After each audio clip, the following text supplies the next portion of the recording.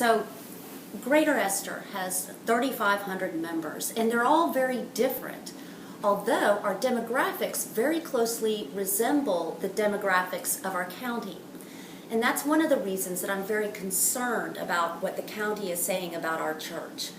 So right now, the county is threatening to take away our state funds because of this issue with one of our members. So, but I think it is a taxpayers union issue. There is a concern that because taxpayer money is going toward our church, and there is one member who I'll tell you about in a moment, who like many of our members has had some challenges. They are threatening to take away our funds if we don't do something about this one member. And the one member you may have heard about already is Ray. And it just breaks my heart. I have to admit, I'm angry at how the county is threatening to take away our funds because of this one young man. So let me tell you a little bit about our church. Greater Esther is a church, a very active and vibrant church. We also have 3 nonprofits that we started a few years ago. One of them is called Better Future, and that is for children. It's a daycare for children. The second nonprofit is called the 21st Century Samaritans, and that is the traditional food bank. We have clothes, we have food, it's a soup kitchen. It's a very traditional nonprofit that you see in many churches. But our third program is a little bit different. Our third program is the New Lazarus Project. The New Lazarus Project. And this allows people who are either at-risk youth or recovering addicts, and also people who are in prison, who are coming out of prison, and we're reintroducing them to the rest of the world. We work with these individuals. And one of these individuals has a complicated past. Ray was convicted of child molestation. Ray has been working with us. He came in as one of our clients, and now he works with us as a volunteer with our Alzheimer's patient clinic. And he is very, very good with the patients. They adore him.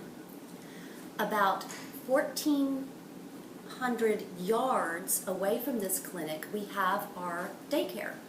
Now think about it. 1,400 yards is almost 3/4 of a mile. So he's very, very far.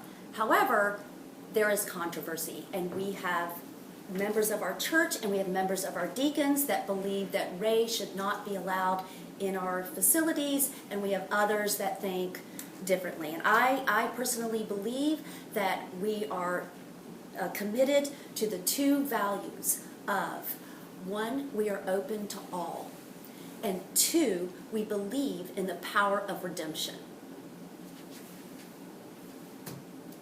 So, in truth, I think this is a political issue. And this political issue comes to us from various points. And one point, or one little angle, is the taxpayers union, who is threatening to take away our funds. Another issue is I am the pastor, and I am female. And I believe that this is, even though this is a very progressive church, we are very much activists here at this church, I believe that that may be an issue for some, not all, but some of our members. So, in fact, one of the deacons actually told me that when they hired me, they thought I would be passive and I would just follow along with the deacons with whatever they told me to do. But if you knew my research and you knew my history, I do work on liberation theology. I am not passive. So, anyway, but I think that my gender and being in a top leadership position as a female is difficult for some, in addition to being a pastor. I am also the CEO of 3 interdependent nonprofit organizations, the ones I just told you about. So it is my responsibility to manage them as I see fit so that we stay in the black as we achieve our missions. It's very much like being a CEO of a corporation, except for ours is faith-based. And I take this job very seriously. And some people think I'm bossy. I realize that perhaps now I probably should have alerted at least the deacons when I invited Ray to come work with us and be a volunteer. I made that executive decision, but I believe that he is safe. I believe that he is far enough from the children that there is no legal problem. I work with him daily. He focuses on the Alzheimer's patients, and he's really good. But besides all of that, again, this is about our mission. This is about who we are and who we stand for. And we stand for redemption. And if we can't offer forgiveness and redemption to the least of us, then how can any of us be members?